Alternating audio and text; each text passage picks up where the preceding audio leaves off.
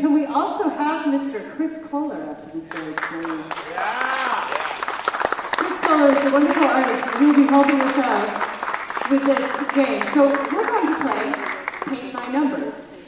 Okay? So Chris has provided a Paint by Numbers canvas, and we'll do a series of quiz questions. Now, since this is sponsored by ModCloth, we're going to stick with a fashion theme. So we're going to talk about fashionable literary figures. And I'll ask you some quiz questions, and you will have some noisemakers. That was the display one, so you might want to wipe it off. No, it's clean. So if you know the right answer to the question that I'm going to ask you, you're going to make some noise, and whoever knows first gets to answer. And for each right answer, Mr. Chris Kohler will fill in a square on the paint by number. Now, there are worth gradating points. Grading? So it's 1 through 9, and question 1 is worth 1 point, question 9 is worth 9 points. So the person who gets the literary figure correctly with question 9 gets 9 points and has a very good chance of winning the competition. Yes. But we'll start with some easier questions. Question number 1 is worth only 1 point and 1 spot on the canvas. Okay, so you have to guess who the author is. The blinding fruit on this author's tropical shirts was not enough to fend off the bats somewhere outside of Barstow. Caitlin Meyer. Hunter S. Thompson. That is correct! Hunter S. Thompson. And we get to fill in the very top section of the paint by numbers. I was confused. Oh, is Micah?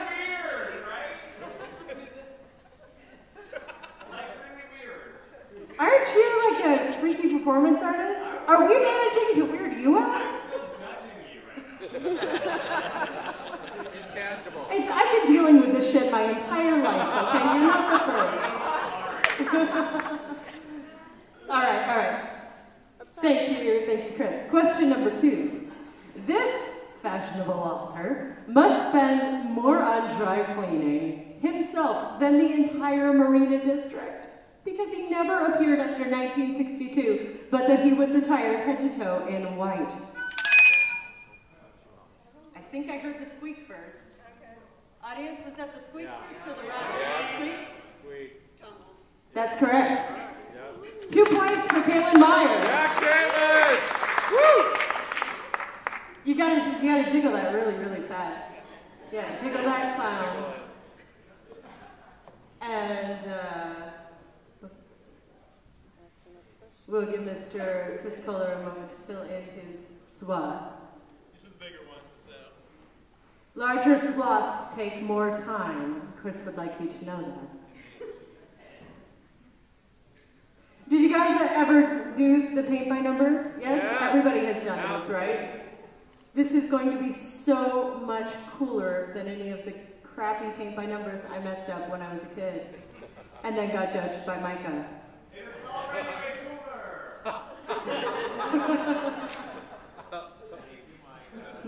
Okay, question number 3.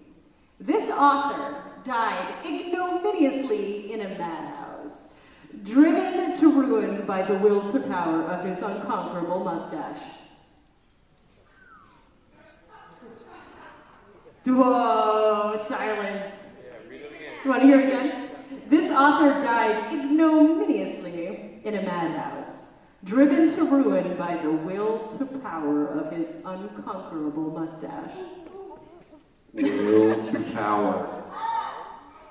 Will to power. Okay. All right. I'll give you another one for the same 3 points, but that was Friedrich Nietzsche.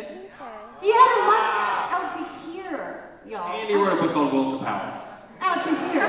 Okay.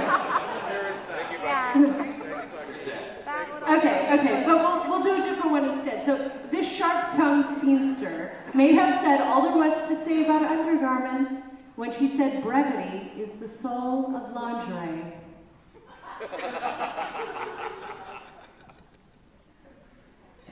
Okay, she also said, money cannot buy health, but I'd settle for a diamond-studded wheelchair. You got it.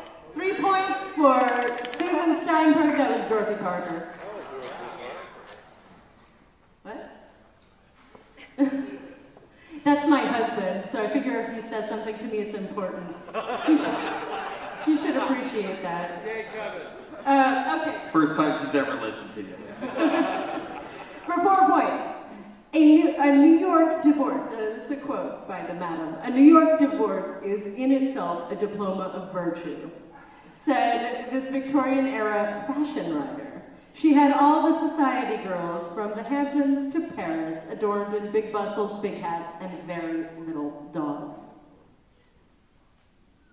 No clue. Hint. I have a hint. You could say that she had a wart issue.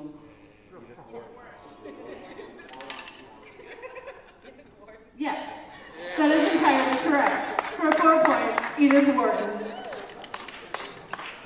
That's number 4. Huh?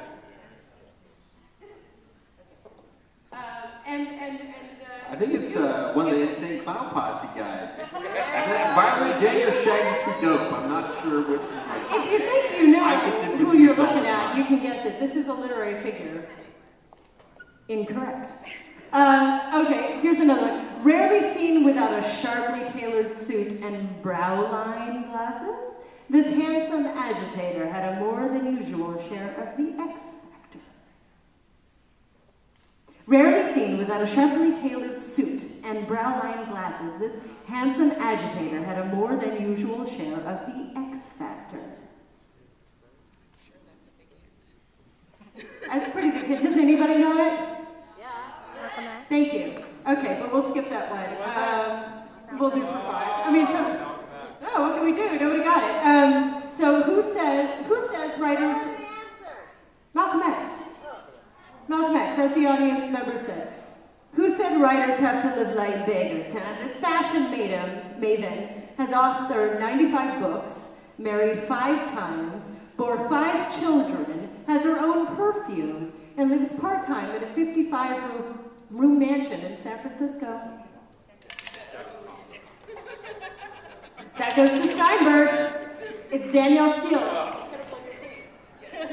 Caitlin has to blow her thingy if she wants to get points. Caitlin, blow her thingy. She forgot. Okay. We're just going to keep going.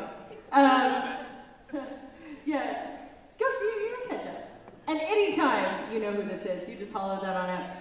He once wrote, this for 7 points, he once wrote, fashion is a form of ugliness so intolerable that we have to alter it every 6 months. But fickle fads never dissuaded this dandy from wearing full-length furs, ascots, and waistcoats. The wallpaper goes or I go. Blow. The wallpaper goes or I go. Look at me. A person who doesn't live beyond their means lacks imagination. Thank you. Oscar Wilde. Yeah, Caitlin. 7 points. Galen Meyer. Okay.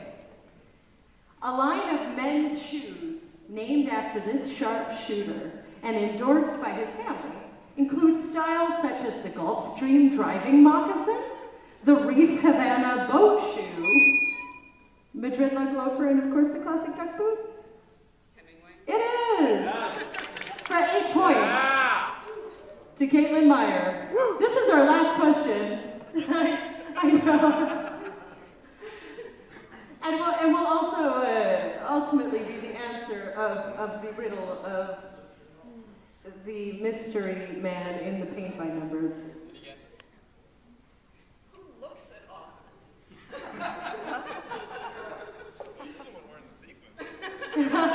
Touche. She says, who looks at office? authors, and he says, well, you're the one in sequence.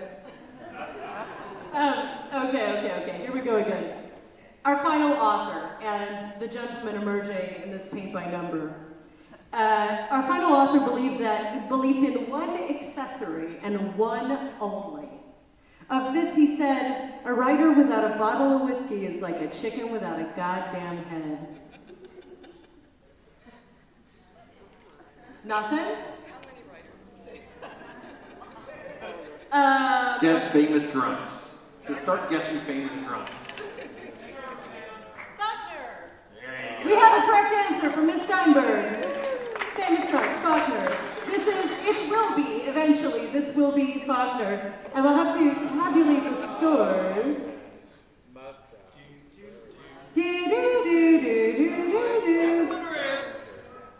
Susan Steinberg! Susan Steinberg! Very good luck, champion!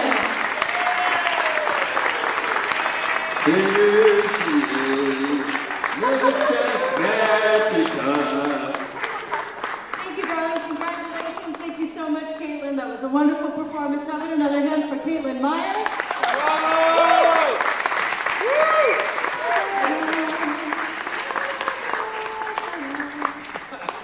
I should have done this part first.